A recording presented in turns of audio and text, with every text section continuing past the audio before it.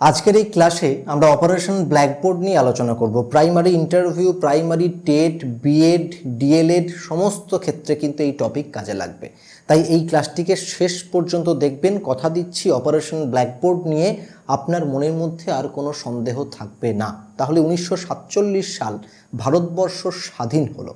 স্বাধীন হওয়ার পরে ভারতবর্ষের যে শিক্ষা ব্যবস্থা, তাকে একটা সুনির্দিষ্ট পথে পরিচালনা করার প্রয়োজন দেখা দিল। তাই 1948 সালে রাধাকৃষ্ণন কমিশন গঠিত হলো। এরপর 1952 সালে মুদালিয়ার কমিশন গঠিত হলো। 1964 সালে কোঠারি কমিশন গঠিত হলো।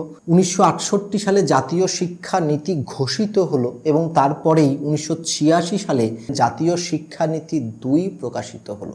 ভারতবর্ষের যে শিক্ষা ব্যবস্থা, সেই শিক্ষা ব্যবস্থাকে আমূল পরিবর্তন করে দিল এই জাতীয় শিক্ষানীতি 1986।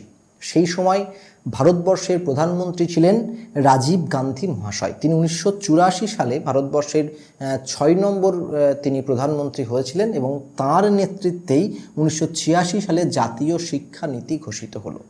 এই জাতীয় শিক্ষানীতির সঙ্গে অপারেশন ব্ল্যাকবোর্ডের সরাসরি সম্পর্ক আছে। তার আগে এই ভূমিকাটুকু করলাম যাতে এই গুরুত্বপূর্ণ বিষয়গুলো পরপর আপনাদের মনে থাকে যে Radhakrishnan commission, Mudaliar commission, Kothari commission, জাতীয় শিক্ষানীতি 1968 এবং জাতীয় শিক্ষানীতি 1986। যাই হোক, এই অপারেশন ব্ল্যাকবোর্ডকে কিন্তু আমরা OBB বলে সংক্ষেপে চিনে নিতে পারি। তাহলে আপনি যেখানে OBB পাবেন তার অর্থ হচ্ছে অপারেশন ব্ল্যাকবোর্ড। এইবারে দেখুন, এই অপারেশন এবং ব্ল্যাকবোর্ড এই দুটি শব্দের মধ্যেই কিন্তু অপারেশন ব্ল্যাকবোর্ডের যাবতীয় সমস্ত বিষয়বস্তু লুকিয়ে রয়েছে। প্রথমেই হচ্ছে অপারেশন, যাকে আমরা বলতে পারি আলাদা করে গুরুত্ব আরোপ করা। আপনারা যখন ডাক্তারবাবুর কাছে যান চেম্বারে, তখন দেখবেন যে সাধারণ যে পেশেন্ট তাদেরকে ট্রিটমেন্ট করা হচ্ছে, এই সময় একটা এমার্জেন্সি কোনো কিছু হলো এবং ডাক্তারবাবু তখন সব ছেড়ে দিয়ে ছুটছেন তাকে অপারেশন করার জন্য, অর্থাৎ তাকে আলাদা করে গুরুত্ব দিচ্ছেন। তাহলে অপারেশন ব্ল্যাকবোর্ড, এই অপারেশন ব্ল্যাকবোর্ডে অপারেশন শব্দটির অর্থ হচ্ছে আলাদা করে গুরুত্ব আরোপ করা। বেশ, এবারে আমরা চলে আসি ব্ল্যাকবোর্ড। ব্ল্যাকবোর্ড হচ্ছে একটি প্রতীক। দেখুন, আমি এখানে লিখেছি যে ব্ল্যাকবোর্ড হচ্ছে একটি প্রতীক। কিসের প্রতীক? শিক্ষার প্রতীক। কোন শিক্ষার প্রতীক? প্রাথমিক শিক্ষার প্রতীক। কেন? আপনি যখন কলেজে যাবেন, সেখানে যারা লেকচারার রয়েছেন তারা ব্ল্যাকবোর্ড ব্যবহার করতেও পারেন, নাও পারেন। আপনি একটি উচ্চ মাধ্যমিক স্কুলে যাবেন, সেখানে ব্ল্যাকবোর্ডের ব্যবহার হতেও পারে, নাও পারে। কিন্তু আপনি একটি প্রাথমিক বিদ্যালয়ে যাবেন, সেখানে কিন্তু এই ব্ল্যাকবোর্ডের ব্যবহার হবেই হবে, না হলে কিন্তু প্রাথমিক শিক্ষাটা সম্পূর্ণ হবে না। তাহলে এই ব্ল্যাকবোর্ড হচ্ছে প্রাথমিক শিক্ষার প্রতীক। তাহলে অপারেশন ব্ল্যাকবোর্ড এই নামকরণটির মধ্যে দিয়ে আমরা জানতে পারছি যে এখানে এমন একটি প্রকল্পকে নেওয়া হয়েছে যে প্রকল্পর মধ্যে দিয়ে প্রাথমিক শিক্ষা ব্যবস্থা সম্বন্ধে অধিকতর গুরুত্ব আরোপ করা হচ্ছে, সেটাই হচ্ছে অপারেশন ব্ল্যাকবোর্ড। এইবারে দেখুন, আপনি যদি প্রথমেই 1948 সালে রাধাকৃষ্ণন কমিশন দেখুন, সেখানে মজার ব্যাপার হচ্ছে এটা হচ্ছে বিশ্ববিদ্যালয় কমিশন। এরপরে 1952 সালের মুদালিয়ার কমিশন দেখুন, সেটা হচ্ছে মাধ্যমিক শিক্ষা কমিশন। অর্থাৎ আমরা যখন বাড়ি তৈরি করি, আমাদের এই যে বাড়ি তৈরি হয়, তখন কিন্তু প্রথমে আমরা নিচের তলাটাকে তৈরি করি, তারপর আস্তে আস্তে উপরের তলাগুলোকে তৈরি করি এবং নিচের তলাটাকে সব থেকে বেশি শক্ত করি, তারপর এটা কম শক্ত, তারপর এটা কম শক্ত, যাতে আমাদের যে উচ্চ বিল্ডিংটা তৈরি হবে অনেক বড়, সে যেন এই শক্ত ভিতের উপর দাঁড়িয়ে থাকতে পারে। কিন্তু ভারতবর্ষের যে শিক্ষা ব্যবস্থা, যে শিক্ষা নীতি, সেখানে আমরা এমন একটি রূপ দেখতে পাই যে এক্ষেত্রে সম্পূর্ণ তার বিপরীত অবস্থায় অবস্থান করে। কেন এই কথা বলছি না, প্রথমেই 1948 রাধাকৃষ্ণন কমিশন, সেখানে দেখুন বিশ্ববিদ্যালয় কমিশন নাম দেওয়া হয়েছে। তারপরের যে কমিশন, তাকে মাধ্যমিক কমিশন নাম দেওয়া হয়েছে। অর্থাৎ এখানে যে বিশেষ করে শিক্ষা ব্যবস্থার প্রতি গুরুত্ব আরোপ করার জন্য যে কমিশনগুলো তৈরি করা হয়েছিল, তারা নিচে থেকে উপর দিকে যায়নি, তারা উপর থেকে নিচের দিকে নেমে এসেছিল। তাই এই অবস্থায় দাঁড়িয়ে ভারতবর্ষের যে প্রাথমিক শিক্ষা ব্যবস্থা, তাকে কিন্তু জোরদার করার প্রয়োজন ছিল। সেই নির্দিষ্ট বিষয়টি আমরা 1986 জাতীয় শিক্ষা নীতির মধ্যে দেখতে পাই এবং এই 1986 জাতীয় শিক্ষা নীতি যেটা গ্রহণ করা হয়েছিল, সেখানে প্রাথমিক শিক্ষার উপর অধিকতর গুরুত্ব আরোপ করা হয়েছিল এই অপারেশন ব্ল্যাকবোর্ড প্রকল্পের মধ্যে দিয়ে। তাহলে 1986 জাতীয় শিক্ষানীতি ঘোষিত হয়েছিল, তার ঠিক এক বছর পর 1987 সালে অপারেশন ব্ল্যাকবোর্ড লঞ্চ করা হয়েছিল। কেন না, প্রাথমিক বিদ্যালয়গুলির উন্নতি সাধনের জন্য, প্রাথমিক শিক্ষা ব্যবস্থার উন্নতি সাধনের জন্য। ধরুন 100টা শিক্ষার্থী রয়েছে, তার মধ্যে 100 জনই তো প্রাথমিক বিদ্যালয়কে টপকে একেবারে কলেজে পৌঁছে যাবে সেটা নাও হতে পারে, কিন্তু কলেজে যদি 100 জন শিক্ষার্থী থাকে, এটা নিশ্চিত করে বলা যায় যে সেই সকল শিক্ষার্থী তারা প্রাথমিক বিদ্যালয়ের গণ্ডিকে টপকে এসেছে। তাই শিক্ষার উন্নতি করতে গেলে সবার আগে প্রয়োজন প্রাথমিক বিদ্যালয়গুলিকে একটি শক্ত ভিতের উপর দাঁড় করানো। তো সেই কাজটিই করেছিল অপারেশন ব্ল্যাকবোর্ড। এবারে যদি আপনাকে বলা হয় অপারেশন ব্ল্যাকবোর্ড বলতে আপনি কি বোঝেন, ইন্টারভিউ বোর্ডে আপনাকে প্রশ্ন করা হতে পারে, তাহলে আপনি বলতে পারবেন যে 1986 জাতীয় শিক্ষানীতিকে বাস্তবে রূপ দেওয়ার জন্য এবং প্রাথমিক বিদ্যালয়গুলির সার্বিক মান উন্নয়ন করার জন্য সরকার যে নির্দিষ্ট প্রকল্পটি গ্রহণ করেছিল তাকেই বলা হচ্ছে অপারেশন ব্ল্যাকবোর্ড। অপারেশন ব্ল্যাকবোর্ড কাদের সুপারিশ মতে হয়েছিল? 1986 জাতীয় শিক্ষা নীতি। অপারেশন ব্ল্যাকবোর্ড যখন ঘোষিত হয়েছিল তখন ভারতবর্ষের প্রধানমন্ত্রী কে ছিলেন? রাজীব গান্ধী মহাশয়। এই ধরনের বিশেষ বিশেষ প্রশ্নগুলির উত্তর আপনার এর মধ্যেই কিন্তু রয়েছে।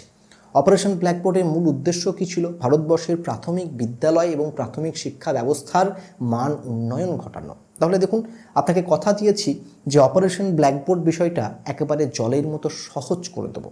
বেশ, এইবারে আপনাকে আমি প্রশ্ন করছি, ধরুন আপনাকে আমি বললাম যে একটা বিদ্যালয় তৈরি করতে হবে, তাহলে আপনি সেক্ষেত্রে কোন কোন নির্দিষ্ট বিষয়বস্তুগুলো মাথায় রাখবেন? আপনার সবার আগে প্রয়োজন হবে একটি নির্দিষ্ট ঘর, যে ঘরে এই বিদ্যালয়টা গড়ে উঠবে। তাহলে প্রথমেই বিদ্যালয় তৈরি করার জন্য ঘর দরকার। কটা ঘর দরকার? ন্যূনতম 2টি ঘর দরকার। আমি এখানে 2 লিখে দিলাম। তাহলে যখনই আপনি একটা বিদ্যালয় তৈরি করতে যাবেন তখন কমপক্ষে 2টো ঘর কিন্তু লাগবেই লাগবে, তার থেকে বেশি হলে ভালো, কিন্তু কমপক্ষে 2টো।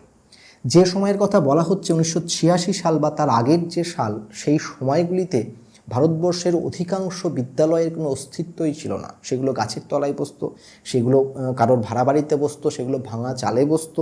তো সরকার সবার আগে বলল যে অবশ্যই প্রাথমিক বিদ্যালয়ে কমপক্ষে 2টো করে ঘর তৈরি করতেই হবে, যে ঘরগুলিতে সমস্ত আবহাওয়ায় ক্লাস করানো যাবে, শিক্ষার্থীদের কোনো সমস্যা হবে না। অর্থাৎ বৃষ্টি পড়লে ভিজবে না, শীতের প্রকোপে তাদের সমস্যা হবে না, সমস্ত আবহাওয়া মোকাবিলা করার মতো 2টো ঘর তৈরি করতে হবে, অর্থাৎ পাকা ঘরের কথা বলা হলো। তাহলে অপারেশন ব্ল্যাকবোর্ড এখানে প্রথমেই যে প্রস্তাব দেওয়া হলো, প্রত্যেকটা বিদ্যালয়ে কমপক্ষে 2টি করে ঘর বানাতেই হবে এবং সেই ঘরগুলো যেন প্রত্যেকটি আবহাওয়ায় সেখানে ক্লাস করার উপযুক্ত ঘর হয়। এইবারে কি লাগবে? এবারে আপনি যখন বিদ্যালয় বানাচ্ছেন, শিক্ষক লাগবে। কটা শিক্ষক লাগবে? একটা শিক্ষক তো কমপক্ষে লাগবেই। এবারে সেই শিক্ষকের নিজের বিয়ে আছে, মেয়ের বিয়ে আছে, ছেলের বিয়ে আছে, পেট খারাপ আছে, মাথা যন্ত্রণা আছে, তাহলে যখনই সেই শিক্ষক বা শিক্ষিকা কোনো সমস্যার মধ্যে পড়বেন তখনই বিদ্যালয় বন্ধ থাকবে। তাই আমরা যদি একের পরিবর্তে বিষয়টিকে 2 ভাবি, তাহলে দেখুন এই মুহূর্তে কোনো সমস্যা কিন্তু হচ্ছে না। এইবারে এই যে 2জন, এই 2জন শুধুমাত্র ছেলেকেই কি নেবেন? না, তা তো হতে পারে না। একজন ছেলে, একজন মেয়ে। কেন না, ছেলেদের এবং মেয়েদের সকলকে কিন্তু সমান গুরুত্ব দিতে হবে। তার থেকে আরও ভালো আপনি মেয়েদেরকে আরও বেশি গুরুত্ব দিন। তাহলে সেই বিদ্যালয়গুলিতে 2জন করে শিক্ষক শিক্ষিকা থাকবেন, যার মধ্যে অবশ্যই একজন ছেলে, একজন মেয়ে। 2জন মেয়ে হতে পারে, কিন্তু 2জন ছেলে কোনোদিন হবে না, কারণ শিশুদের সবথেকে বেশি নিয়ন্ত্রণ করতে পারার ক্ষমতা রয়েছে মেয়েদের। তাই কমপক্ষে 2জন শিক্ষক বা শিক্ষিকা একটি বিদ্যালয়ে থাকবেই, তার মধ্যে একজন শিক্ষক, একজন শিক্ষিকা হতে পারেন, অথবা 2জনই শিক্ষিকা হতে পারেন। এরপর যেটা লাগবে সেটা হচ্ছে উপকরণ।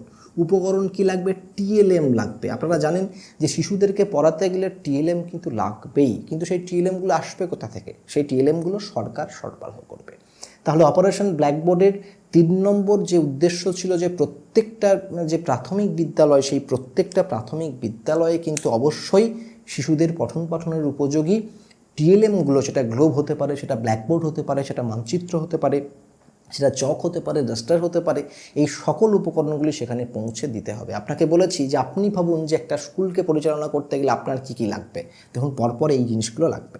4 নম্বর হচ্ছে জল। জল কেন লাগবে? না, শিশুরা তাদের পানীয় জলের সংস্থান যাতে বিদ্যালয়ের মধ্যে থাকে বা অন্যান্য আরও অনেক কিছু টয়লেট বা ইত্যাদি কারণে যে জলের প্রয়োজন হয় সেই জলের যোগান কিন্তু থাকতে হবে। শৌচালয় থাকতে হবে, শৌচাগার থাকতে হবে। কেন না, শিশুদের যে কোনো মানুষের একটা নির্দিষ্ট স্থানে যদি 4 ঘন্টা 5 ঘন্টার সময় কাটাতে হয় তাহলে সেখানে তো শৌচাগার শৌচালয় লাগবেই, এবং শিশুদের জন্য তো আরও লাগবে।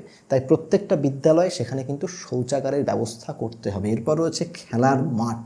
আপনারা জানেন যে বিদ্যালয়গুলিতে শিশুদের সর্বাঙ্গীন বিকাশ সাধন হয়। সেখানে শুধুমাত্র পড়াশোনা করলে কিন্তু হবে না, কারণ সেখানে তার সার্বিক বিকাশ হচ্ছে, তার দৈহিক বিকাশ হচ্ছে, তার শারীরিক সক্ষমতা বৃদ্ধি পাচ্ছে। তাহলে সেগুলো করার জন্য কিন্তু খেলার মাঠের প্রয়োজন হবে।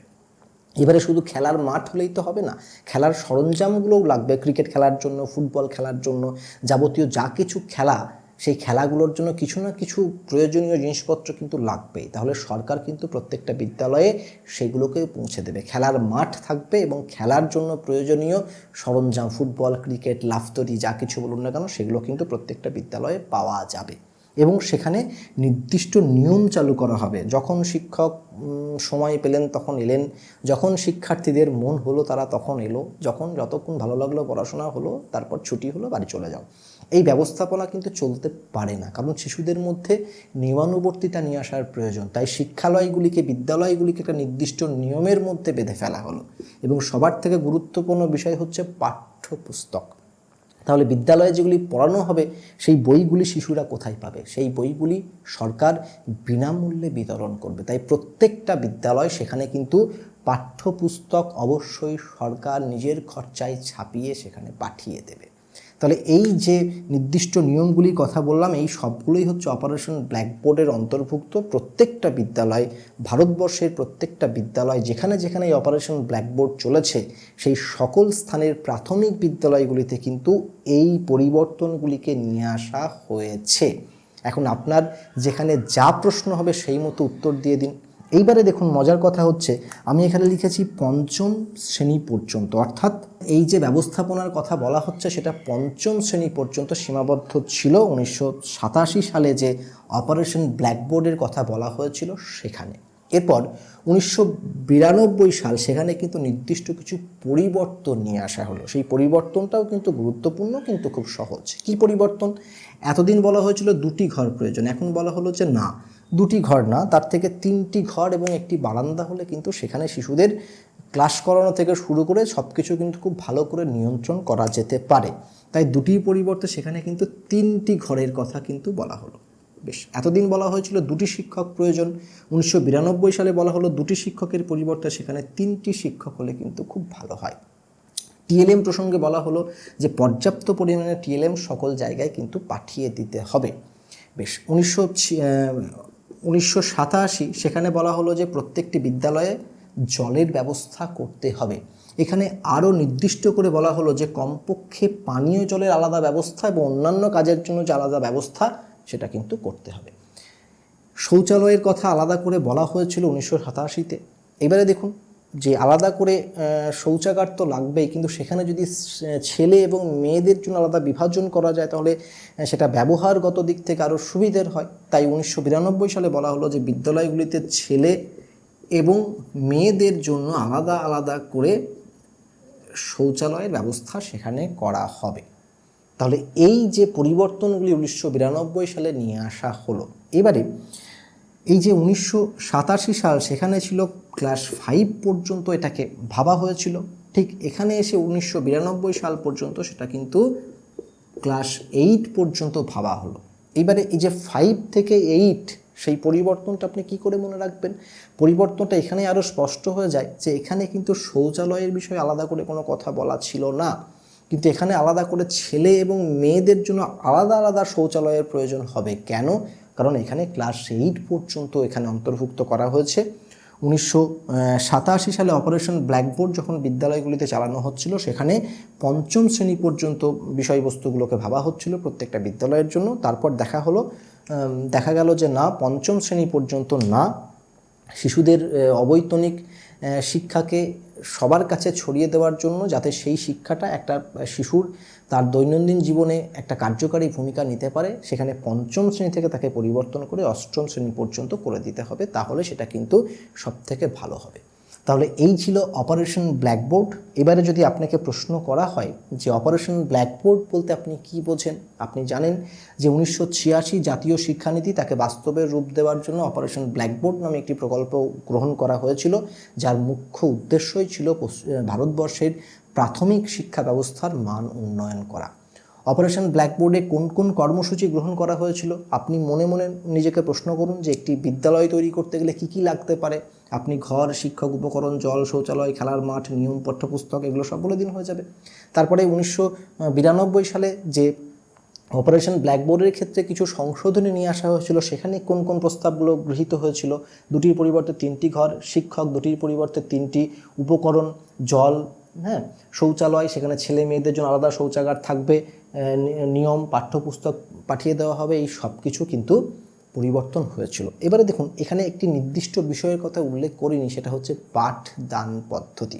আপনারা সকলেই জানেন যে এগুলো হচ্ছে প্রাথমিক বিদ্যালয়ের শিশুদের জন্য। তা প্রাথমিক বিদ্যালয়ের শিশুরা কিন্তু খেলা করতে খুব ভালোবাসে, তাই খেলার ছলে খেলাভিত্তিক পদ্ধতিতে তাদেরকে পাঠদান করার প্রয়োজন দেখা দিয়েছিল এবং শিক্ষক শিক্ষিকাদের তাদের প্রশিক্ষণ দেওয়ার ব্যবস্থাও কিন্তু করা হয়েছিল এই দুটো জায়গাতেই। এবার আপনারা সকলে যেহেতু প্রশিক্ষণ নিচ্ছেন বা প্রশিক্ষণ নিয়েছেন, কাজেই এই পয়েন্টটা কিন্তু আপনাদের কাছ থেকে কোনো সময় মিস হতে পারে না, তাই এটাকে আলাদা করে এখানে লিখিনি। বেশ, তাহলে যদি পরপর প্রশ্ন করা হয় Radhakrishnan commission, Mudaliar commission, Kothari commission, জাতীয় শিক্ষানীতি 2, OBB, আশা করি এগুলো সম্বন্ধে আপনি এই মুহূর্তে সবটা বলতে পারবেন এবং চোখ বন্ধ করলেই পরপর সবটা দেখতে পাচ্ছেন। তাহলে অপারেশন ব্ল্যাকবোর্ড নিয়ে আপনার পরীক্ষার খাতায় হোক আর ইন্টারভিউ বোর্ডে হোক, যা কিছু প্রশ্ন করা হবে আপনি সকল প্রশ্নের উত্তর দিয়ে ড্যাং ড্যাং করে বাড়ি চলে আসুন। দেখা হচ্ছে অন্য কোনো এক ভিডিওতে, অন্য কোনো এক দিন। ততক্ষণের জন্য আপনার এই বন্ধু বিশ্বদীপ নন্দীকে